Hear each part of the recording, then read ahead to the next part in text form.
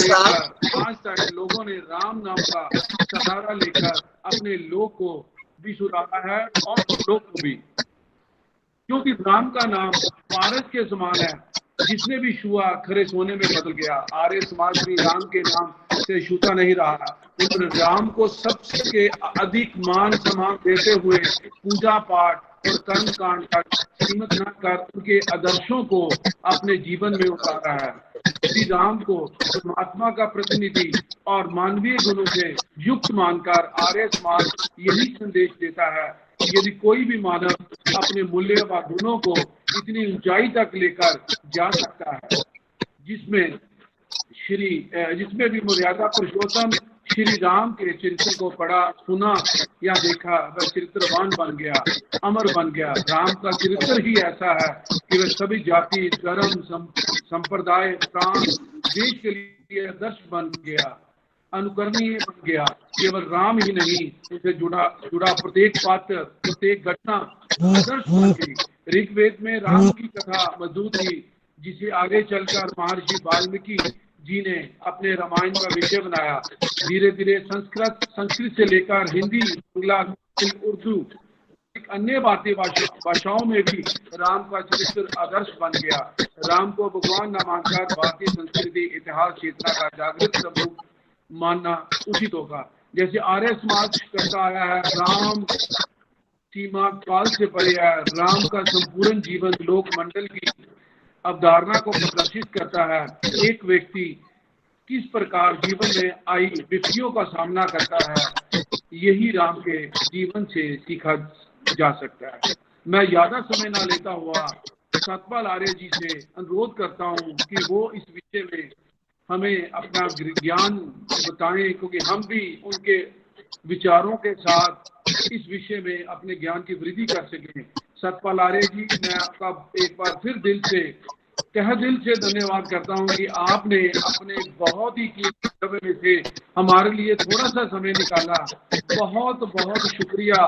मेरे लिए बहुत ही गौरव और गर्व की बात है कि आप हमारे राष्ट्रीय वेबिनार में जुड़े हैं और आप हमें जो चीजें बताएंगे, मैं आपको आश्वासन देता हूं कि आप जो चीजें बताएंगे हम उनके ऊपर पूरा खरे उतरेंगे, पूरा चलेंगे, पूरी तरह से हम उसको अपनाएंगे और समाज में अच्छी अच्छी चीजें करेंगे। जो प्रधान जी और आप सब लोग हमें बताते हो, हम उनको अपने कॉलेज में लेकर आते हैं और अच्छी अच्छी चीजें करके समाज का भला करने की कोशिश करते हैं।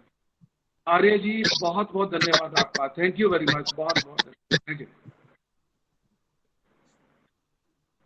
ओम। राम और कृष्ण दो ऐसे महापुरुष हमारे आर्यव्रत में हुए हैं जो इतिहास पुरुष की दृष्टि से और राष्ट्र पुरुष की दृष्टि से अद्वितीय हैं, अनुपम हैं।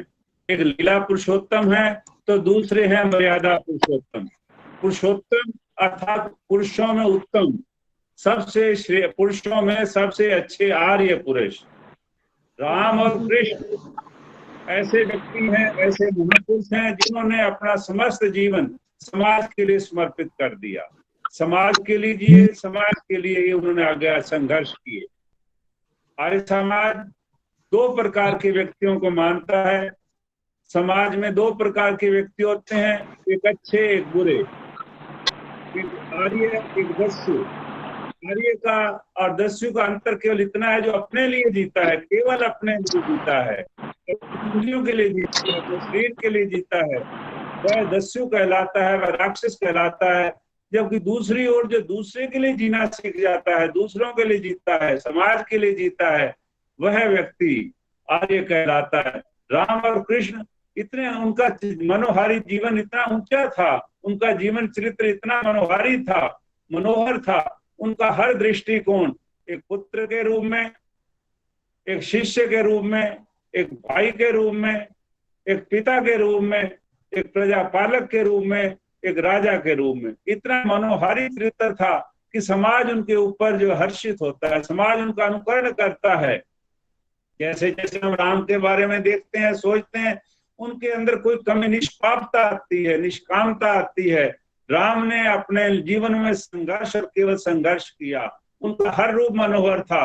इस मनोहरता के कारण समाज ने उनको इतना ऊंचा मान लिया कि उनमें और भगवान में अंतर भी नहीं रहा।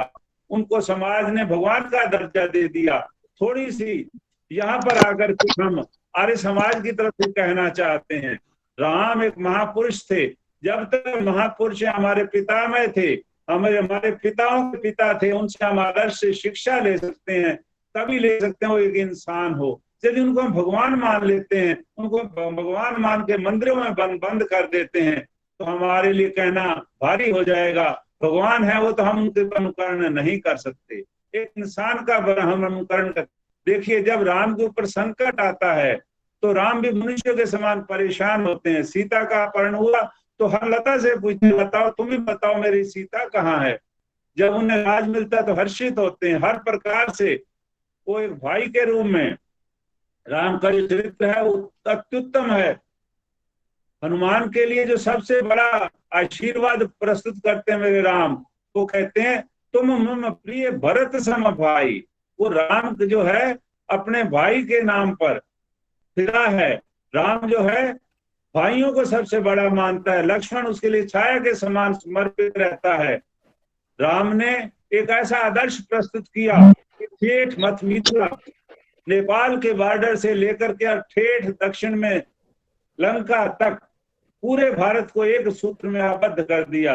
हैरानी की बात है, राम के अनेक रूप में चित्रों को देखा जाता है, उसके राम के चित्रण किया जाता है, राम के जो है गुण गाए जाते हैं, राम का कीर्तन किया जाता है, राम का पिता के रूप में अच्छा चित्रण किया जाता है, हम आदर्श मानते हैं। परंतु राष्ट्र पुरुष के रूप में, इतिहास पुरुष के रूप में हम चर्चा नहीं करते। जिसके लिए राम ने जिया, संघर्ष किया, राम ने सारे राष्ट्र को एकबद्ध कर दिया। इतिहास बताता है कि राम के समय में, दशरथ के समय में रावण का जो है इतना वर्ग आगे बढ़ गया था। ठीक दंडकारण्य में, जो कि अयोध्या के पास में पड़ती थी, वहां तक रावण के जो आतताई थे, आतंकवादी थे, राक्षस थे, ऋषियों को यज्ञ करने से रोकने लगे थे। दूसरी ओर लंका के निकट कशकिंदा वगैरह जो सारे का सारा इलाका था, रावण के लोगों ने कब्जा कर रखा था। रावण की पत्नी मंदोदरी और उसकी बहन तारा, ये दोनों मय राक्षस की पुत्रियां थी। तारा का विवाह बाली से हुआ। बाली का साथ जो है रावण के था। बाली जो है रावण का साथी था। ऐसी हालत में पूरे का पूरा दक्षिण भारत हमारे समाज से कट चुका था। हमारे समाज के अधीन आने से बच कहा। इक्ष्वाकु वंश का राजा दशरथ जो है अपने समाज समस्याओं से जूझता हुआ राज से दूर जा चुका था। राम को जब ऋषि विश्वामित्र ने कहा कि मेरे को हे दशरथ राम दे दो, मैं जाकर के अपने राक्षसों का वध करना चाहता हूं, दशरथ आनाकानी करता है। दशरथ कहता है ये बच्चा है, ये समाप्त हो जाएगा, इसको मार दिया जाएगा, मेरा राज्य कुल नष्ट हो जाएगा। लेकिन ऋषि कहते हैं राज का निर्णय राज युवराज करेगा, लड़ाई युवराज नहीं लड़ेगा तो दूसरा लड़ाई कैसे लड़ सकता है। गुरु वशिष्ठ के समझाने पर राम को जो है गुरु विश्वामित्र के साथ जंगल में भेजा जाता है, लड़ने के लिए भेजा जाता है। लक्ष्मण साथ जाते हैं। दो युवराज जाकर के जब लड़ना चाहते हैं, उनके सामने ताड़का आती है। ताड़का के विषय में एक बात कहना बहुत जरूरी है। आतताई थी, आतंकवादी थी, राक्षसी थी, वो ऋषियों को यज्ञ करने से रोकती थी। ऋषि ने कहा कि ये महिला है, इसका वध कर दो। प्रश्न उठता है क्या महिला अवध है या नहीं, औरत को मारना चाहिए या नहीं मारना चाहिए। इस धर्म क्या कहता है? धर्म कहता है जो आतताई है उसका वध कर दो। राम ने सबसे पहले ताड़का का वध किया। ताड़का के साथ साथ दूसरे जो राक्षस थे उनका वध करके दंडक पर्वत को, दंडकारण्य को पूरी तरह से राक्षसों से मुक्त करके ऋषियों को यज्ञ करने के लिए स्थान दिया। उस समय ऋषि विश्वामित्र राम के सामने प्रस्ताव रखते हैं कि मिथिला के अंदर एक यज्ञ हो रहा है जिसमें यज्ञ सेनी सीता, जनक दुलारी, वैदेही अपना स्वयंवर के लिए प्रस्तुत है। उस व्यक्ति के, उस महिला के बारे में प्रसिद्ध था कि जो उसका धनुष का तोड़न करेगा, धनुष को तोड़ देगा, उस समय सीता उससे उसका वर्ण करेगी, पति के रूप में वर्ण करेगी। सारे देश विदेश के जो राजा थे वहां पर आकर के धनुष को तोड़ना चाहते हैं, लेकिन उसमें असफल हो जाते हैं। ये जो है एक साइकोलॉजिकल मनोवैज्ञानिक तथ्य था, जिसको गुरु विश्वामित्र ने सारे समाज के सामने परिलक्षित किया कि राम सर्वश्रेष्ठ है। राम जो उस धनुष को तोड़ सकता है जिसको रावण से लेके कोई भी तोड़ नहीं सका। अब प्रश्न उठता है कि राम जो है, राम का विवाह, राम के विवाह का निर्णय कौन करता है? क्या पिता या गुरु? हमारे शास्त्र में परंपरा थी कि राम या कोई भी ब्रह्मचारी जब विवाह के लिए प्रस्तुत होता है तो स्वयंवर विवाह होता है, नंबर 1। नंबर 2, उसका निर्णय पिता ना करके ऋषि करते हैं। राम का पूरा जीवन ऋषियों द्वारा निमंत्रित था, ऋषि उसके जीवन का निर्णय करते हैं, राजा उसका निर्णय नहीं करने वाला। राजा दशरथ, सब जानते हैं कि 3 रानियां थी उसकी, 3 बार विवाह किए। ये आर्य मर्यादा के सर्वथा विरोध था। एक पत्नीव्रती राजा होना चाहिए। राम ने इस मर्यादा को स्थापित करने के लिए एक मात्र सीता से विवाह किया। अब मैं अंत की ओर ले जाना चाहता हूं आपको। जब लड़ाई होती है उस समय शूर्पणखा जो विश्व सुंदरी थी, रावण की बहन थी, और उसने कहा कि मैं सीता की हत्या करने के लिए तत्पर हूं, लेकिन दूसरी ओर राम कहता है कि तुम्हारी ये औकात नहीं है, तो मैं दूसरा विवाह करने, सीता के होते हुए दूसरा विवाह करने के लिए तत्पर हूं। राम उस समय अटिक धारणा से कहता है कि एक पत्नी व्रती राम, केवल एक पत्नी का ही पति रहेगा, दूसरा विवाह। ये विश्व सुंदरी के मुंह पर तमाचा था, जिसको कहा गया कि नाक वास्तव में रूपक है। शूर्पणखा की भौतिक नाक को नहीं काटा गया, अपितु उसके भौतिक स्वरूप को, उसकी सुंदरता को, उसके जो प्रस्ताव को ठुकराया गया। इस बात से आग बुबूला होकर के शूर्पणखा ने रावण के पास, अपने भाई के पास जाकर के कहा कि राम जो है एक सीता की वजह से मेरा अपमान करना चाहता है, तुम उस सीता का अपहरण करो। यहाँ पर प्रश्न बदल जाते हैं। एक और सीता का अपहरण होता है। सीता को पहला अपहरण विश्व की एक बहुत बड़ी घटना है। एक महिला का अपहरण होता है जब एक राजा की रानी, राजा की पत्नी, युवराज की पत्नी का भी अपहरण होता है। आप अंदाजा लगाइए रावण का साम्राज्य कहां तक फैल चुका था। राम अपने लिए जीता है या समाज के लिए जीता है? यदि वो चाहता राम तो सीता को रावण के जाल से अकेली को छुड़वा सकता था, लेकिन राम ने ऐसा नहीं किया। राम चाहता तो भरत से सेना को बुलवा सकता था, सेना के द्वारा युद्ध कर सकता था, लेकिन राम ने स्थानीय लोगों को जगाया। उसमें थे रावण, वानर, किन्नर, भील, वृक्ष, जो कि छोटी जातियों के लोग थे, उनको जगाया। राम ने कहा देखो, युद्ध कभी शस्त्रों से नहीं लड़े जाते, युद्ध कभी धन और संपत्ति से नहीं लड़े जाते, युद्ध कभी सोने चांदी से नहीं लड़े जाते। युद्ध लड़े जाते हैं, जीते जाते हैं केवल और केवल जो है आत्मबल से, आत्मविश्वास से। राम ने अपने साथी के रूप में हनुमान को प्रतिष्ठित किया।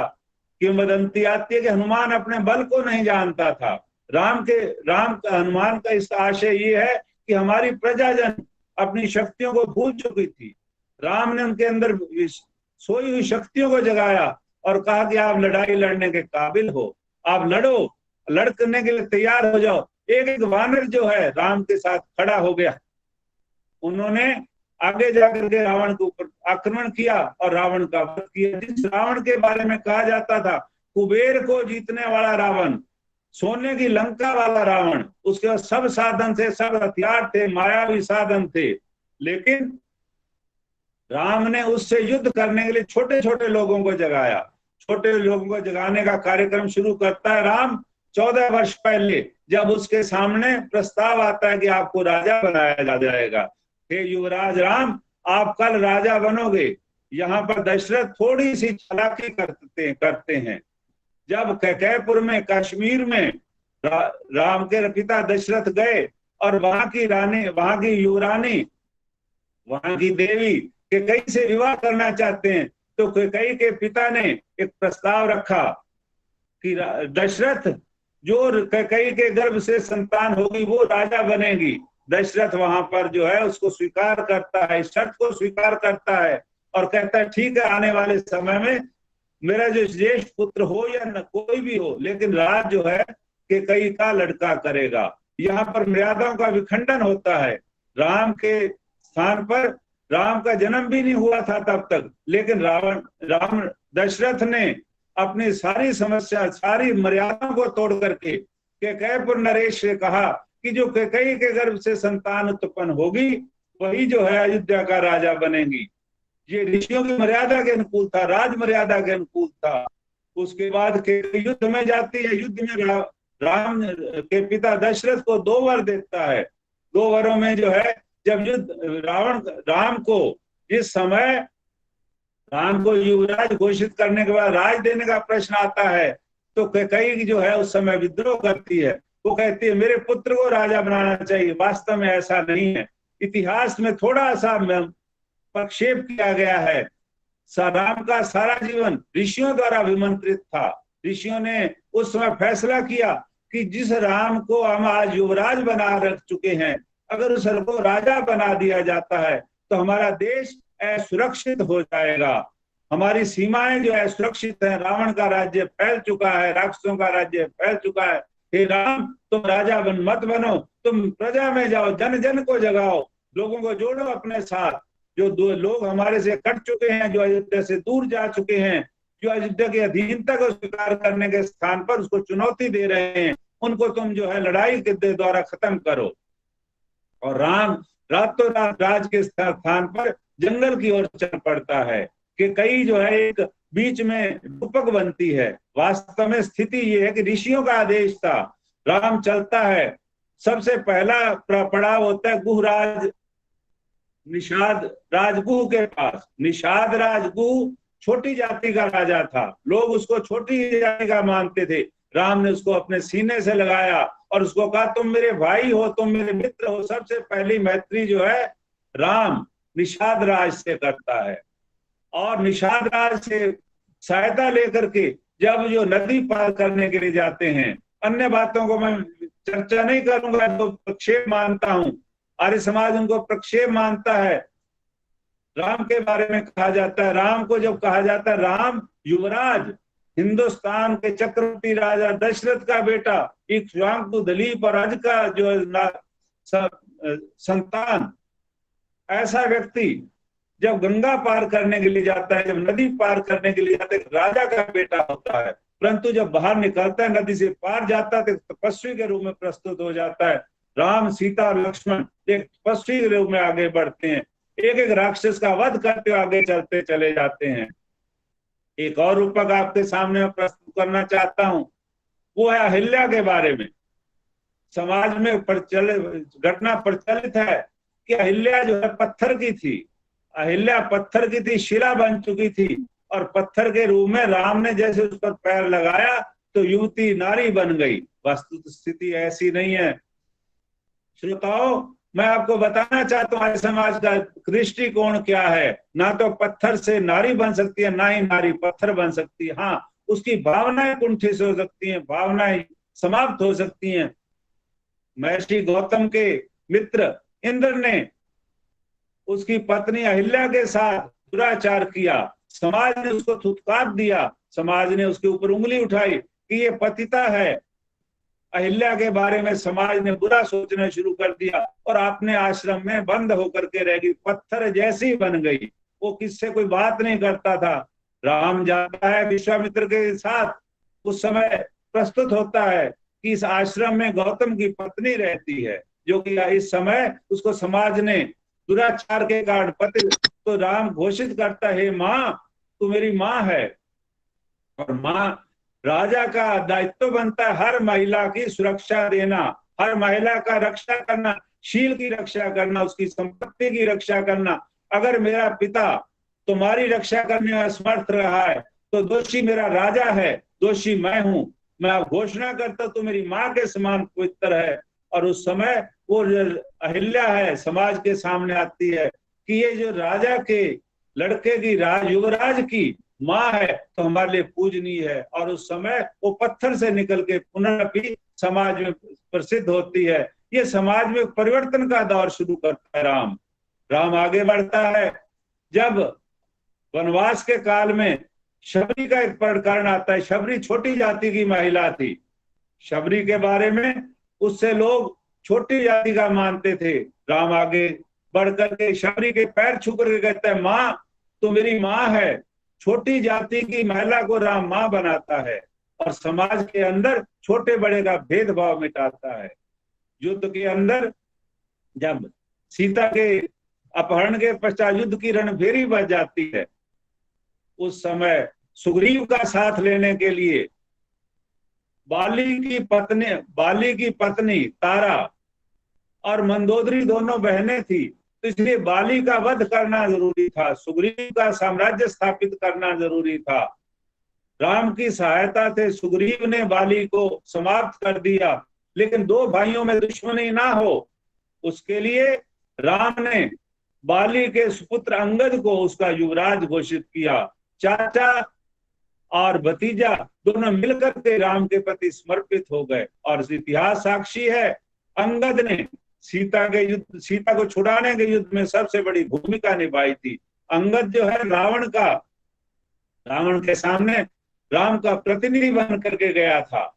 ये है राम की कूटनीति। राम ने पंपापुरी, जिसको किष्किंधा कहा जाता था, वहां पर हमारा आर्य राज्य की स्थापना की, सुग्रीव को राजा बनाया। यदि राम चाहता बाली का वध करके सुग्रीव के बाली के राज्य पर अपना कब्जा कर सकता था, लेकिन हमारी कभी भी सीमाओं को देखने की इच्छा नहीं रही। हमने कभी अतिक्रमण नहीं किया। हम अपने मित्र तो बनाना चाहते हैं, लेकिन उसके ऊपर जो है साया बन के नहीं रहना चाहते, उस पर दीवारिपत्य नहीं जमाना चाहते। सुग्रीव हमारा मित्र है। सुग्रीव ने मित्रता निभाई और अपनी पूरी सेना के साथ, अपने जो है प्रजा के साथ राम के युद्ध में प्रस्तुत हुआ। राम की विजय हुई। वहां उस समय जब राम की विजय होती है, लंका में रावण का वध हो जाता है, तो लक्ष्मण कहता है, भैया ये सोने की लंका है, क्यों ना हम यहीं रुक जाएं। हमारी अयोध्या में इतनी सुंदरता नहीं, इतना सोना नहीं है। तो राम उस समय घोषणा करते हैं, अपि स्वर्णमयी लंका न में लक्ष्मण रोचते, अपि स्वर्णमयी लंका न में लक्ष्मण रोचते, जननी जन्म भूमिश्च स्वर्गादपि गरीयसी। हे लक्ष्मण, ये जो सोने की लंका है मुझे जो है सुंदर नहीं लगती है, मुझे पसंद नहीं है, ये मुझे रुचिकर नहीं है। जननी मेरी माँ और मेरी मातृभूमि, स्वर्गादपि मुझे स्वर्ग से भी जो उत्तम दिखाई देती है। मैं जाऊंगा तो मेरी माँ के चरण छूऊंगा, मेरी मातृभूमि को जा करके जो वंदना करूंगा। मैं यहाँ लंका में नहीं रहना चाहता। और रावण के छोटे भाई विभीषण को लंका का राज दिया जाता है। महर्षि दयानंद जी महाराज सत्यार्थ प्रकाश में लिखते हैं, जब रघुगण राजा थे, उस समय रावण ने जो है वहां दक्षिण में अपना आधिपत्य जमा लिया था।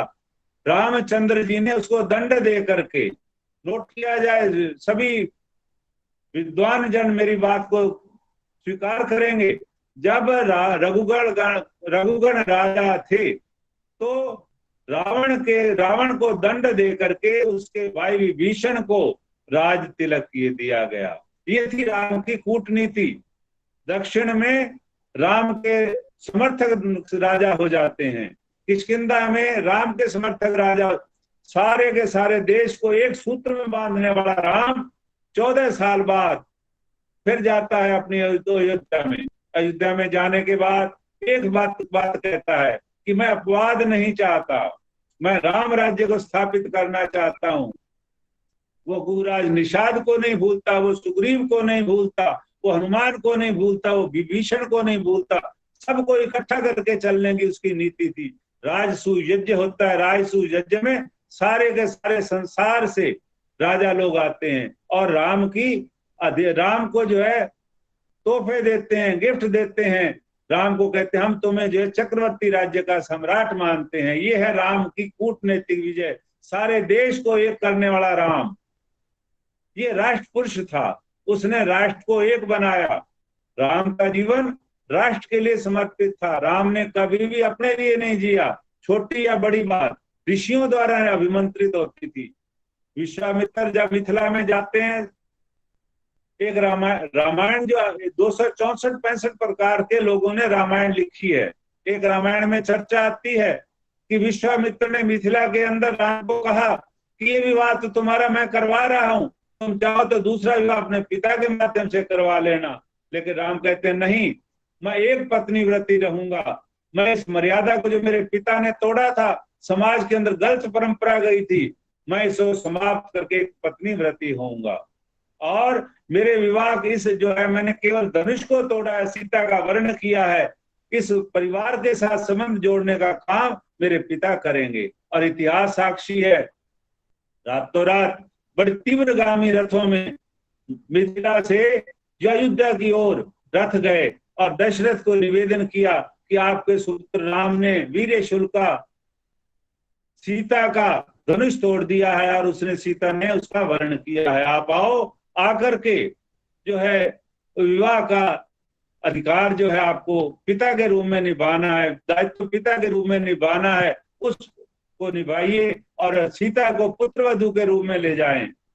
दशरथ आते हैं, दशरथ राय पूरी की पूरी जो है अपना जो है साथियों को लेकर के आते हैं, मित्रों को लेकर के आते हैं, बारात लेकर के आते हैं। उस समय सीता का विधिवत विवाह राम के साथ किया जाता। इतना ही नहीं, सीता की बाकी 3 बहनें, जनक वैद्य के दूसरे भाई की 2 लड़कियां जो है जनक की, चारों का विवाह 4 भाइयों से हो जाता है।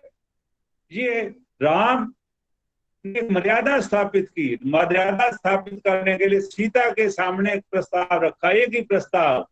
वो क्या कि हमारे कुल का जो अग्रज है, जो हमारे कुल का बड़ा है वो दशरथ है, हमारे विवाह का निर्णय हमारा पिता करेगा, ऋषि करेंगे। राम ब्रह्मचारी रहा, राम तपस्वी रहा, जंगल में जाता है। जंगल में जाने से पहले जब वनवास में जाता है, 3 व्यक्ति जाते हैं वनवास में, राम, लक्ष्मण और सीता।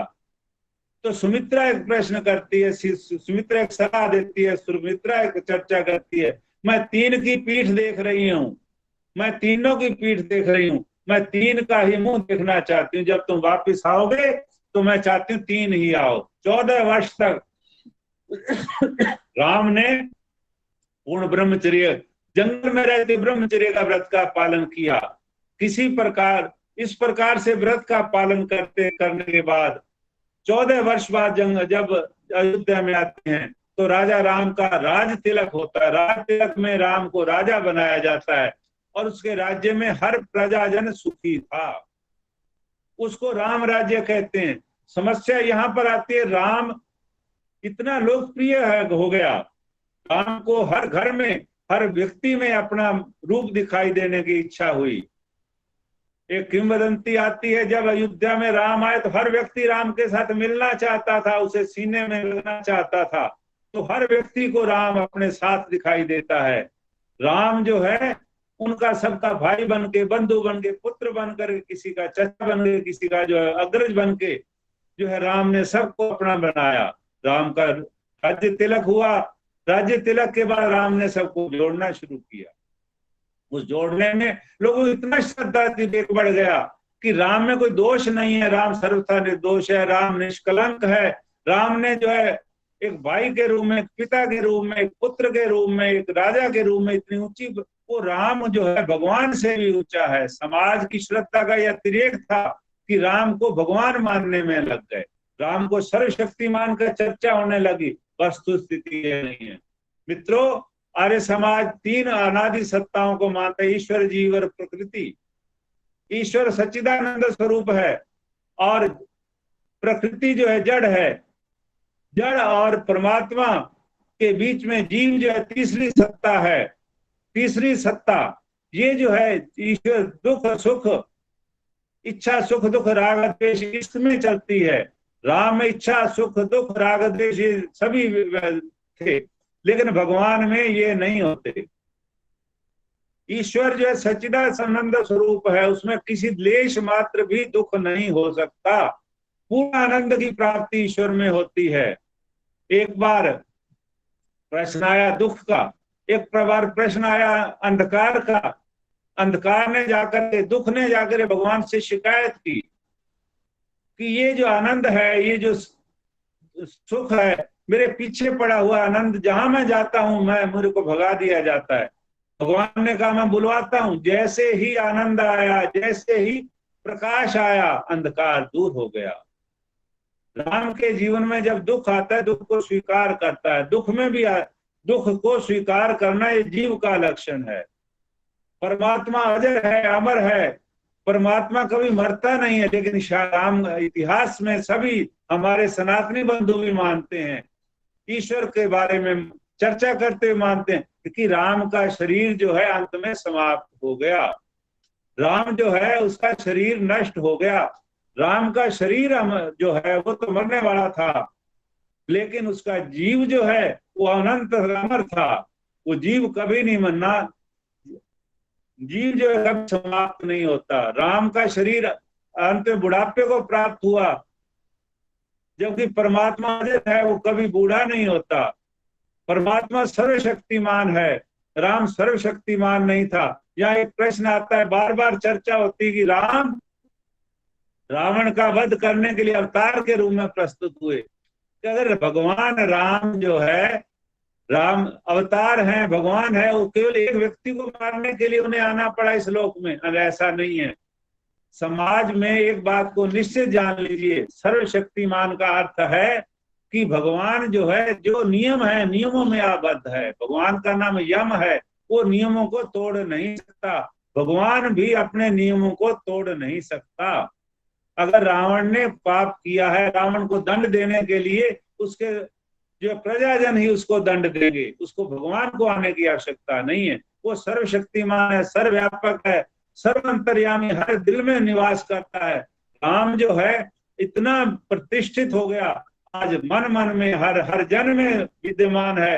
हर व्यक्ति उसको जो है अच्छाई के रूप में स्वीकार करता है, उसकी पूजा करता है। इसका मतलब उसका चरित्र इतना ऊंचा हो गया, वो इतना महान हो गया कि हर दिल में उसकी जो है प्रतिष्ठा है। एक प्रश्न और मैं आपके सामने प्रस्तुत करना चाहता हूं।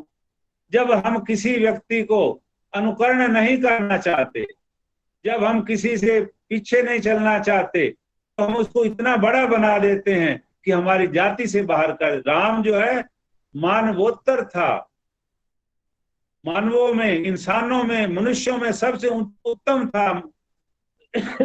लेकिन उसको मानवेतर बनाने का प्रयास किया गया। ये मानव नहीं था, मानव से हटके था, इसलिए अनुकरणीय नहीं था। राम मार्ग बना दिया गया, पत्थरों में बंद कर दिया गया, मंदिरों में बंद कर दिया कि अनुकरणीय नहीं है। गांधी का नाम लेकर के गांधी मार्ग बना दिया गया, गांधी अनुकरणीय नहीं रहा। दयानंद का अगर मार्ग बना दिया जाता है, दयानंद के नाम से कोई मंदिर बना दिया जाता है, मूर्ति बना, तो दयानंद के पीछे चलने की आवश्यकता नहीं है। आवश्यकता है चरित्र को पीछे चलने की। चरित्र जो है उनका अनुकरण करने की, जो उन्होंने मर्यादाएं स्थापित की, जो उन्होंने सत्य की स्थापना की। राम का जीवन अस्तो मां सदगमय पर था। उस सच्चाई के लिए लड़ा, प्रकाश को लाने के लिए लड़ा, मृत्यु को जीतने के लिए लड़ा। समाज के अंदर जो है अत्याचार, अनाचार, कदाचार को समाप्त करने के लिए उसने संघर्ष किया। राम ना झुकता है, ना टूटता है, ना रूठता है। राम ना परेशान होता है, वो अपने संघर्षों के लिए तत्पर रहता है। राम के सामने ना मोह है, ना ममता है, लेकिन राम जो है अपनी प्रजा के लिए समर्पित है। उनके दुख सुख उसके, राम के दुख सुख हो जाते हैं। जब राम सबके सामने आता है तो उसके सामने एक ही प्रश्न है कि मेरी प्रजा कैसे सुखी होगी। और इसलिए कहा जाता है राम राज। राम राज का मतलब एक ऐसा राज जिसके अंदर समाज जो है सुखी हो, समाज के अंदर कोई दुख ना हो, आतंकवाद ना हो, अत्याचार ना हो। समाज के अंदर सबसे पहला जो है सर्जिकल स्ट्राइक करने वाला भगवान राम का दूत हनुमान था। उसने जाके, हनुमान ने रावण की सीमा के अंदर चुनौती दी थी। राम ने आताइयों के गढ़ में प्रवेश किया और अकेले में ने जाकर के लोगों को जगाया कि हथियारों से लड़ा नहीं जाता, प्रजा को अपने अंदर आत्मविश्वास पैदा करना होता, सदेच्छा से विश्वास पैदा होता। अपने अंदर गुण पैदा करो, और गुण इतने विशाल हो जाने चाहिए, गुण इतने बड़े हो जाने चाहिए, आताई जो है कभी भी आपको चुनौती ना दे सके। याद रखो, महारानी सीता, जगत जननी माता सीता, राम की पत्नी सीता, जब तक राम के घर में रहती है तो आनंद का विषय है, हर जगह हर घर में आनंद है।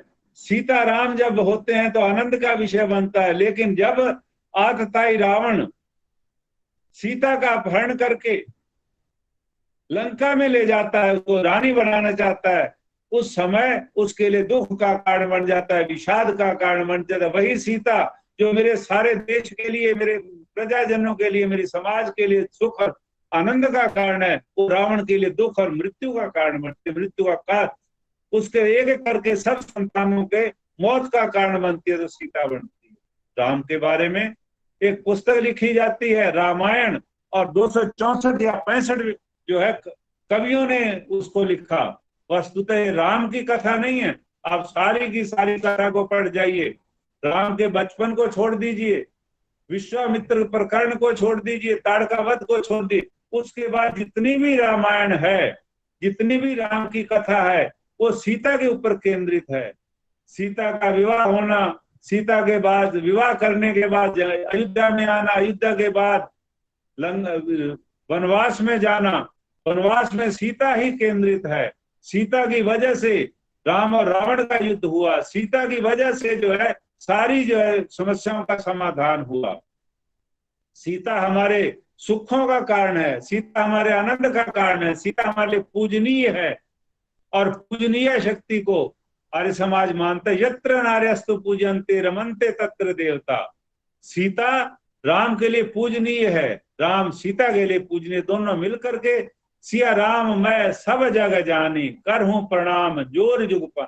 सीता और राम आज जन जन के आराध्य क्यों बने? क्योंकि उन्होंने अपने जीवन में निष्पापता की, किसी प्रकार के कलंक का साथ नहीं दिया, किसी प्रकार के कलंकी का साथ नहीं दिया, कोई अपराध नहीं किया। जहां पर भी समय आया समाज के लिए तत्पर हो गए, समाज के लिए समर्पित हो गए।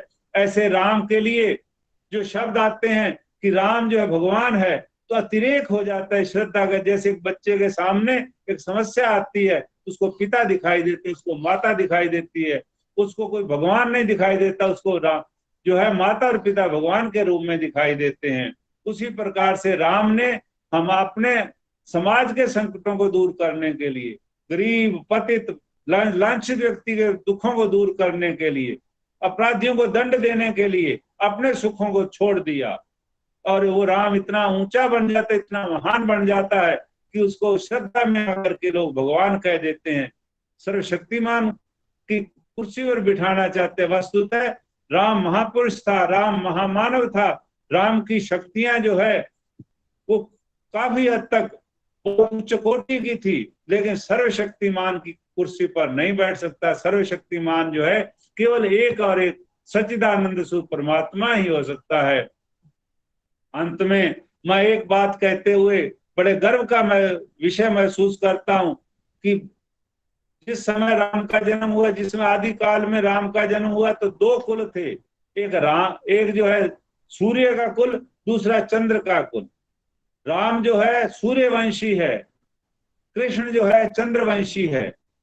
राम का कुल सूर्यवंशी संतान जो है आज सूर्य परिवार के रूप में, पूनम सूर्य के रूप में, महात्मा आनंद स्वामी के पौत्र के रूप में, गणेश दास के परिवार के रूप में, उस सूर्य कुल के वंशज का डीएवी के सेवा करने का अवसर मिला हुआ है। डीएवी का प्रधान पूनम सूर्य जो सूर्य कुल वंशी है, और सूर्य कुल का एक ही दायित्व है कि जो संकट आए, देश के लिए लड़ने का समय आएगा, समाज के लिए लड़ने का समय आएगा, मैं आगे बढ़ करके रहूंगा, मैं आगे बढ़ के आपका साथ दूंगा।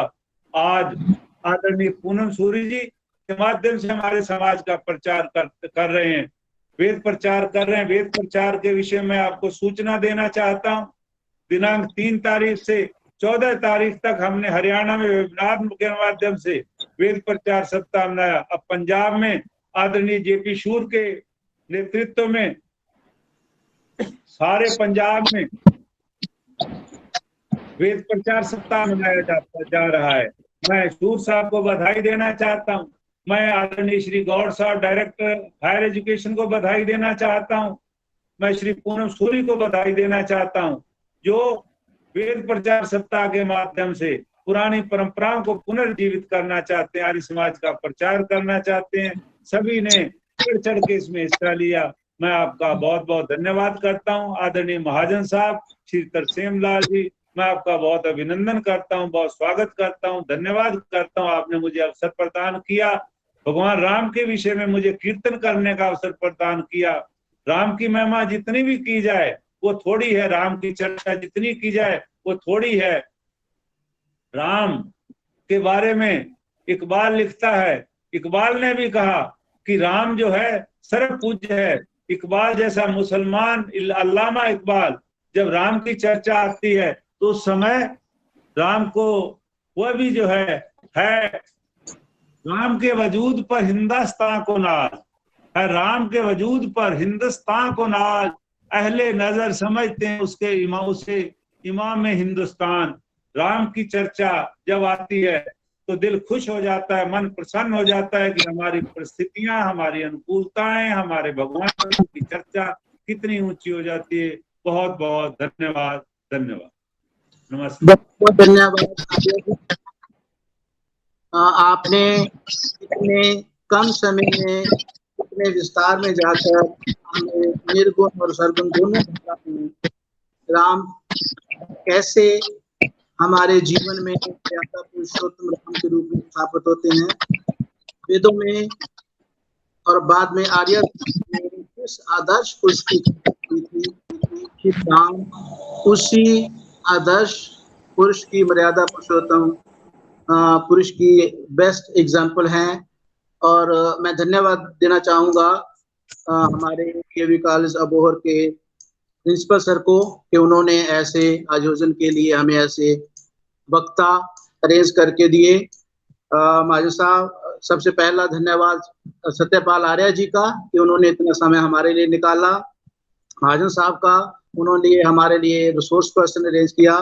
मेरी पूरी organising committee, Sandeep ji, professor Rajpal जी, मैडम ज्योत्सना जी, जिन्होंने इस कार्यक्रम को आयोजित करने में अपना पूरा योगदान दिया।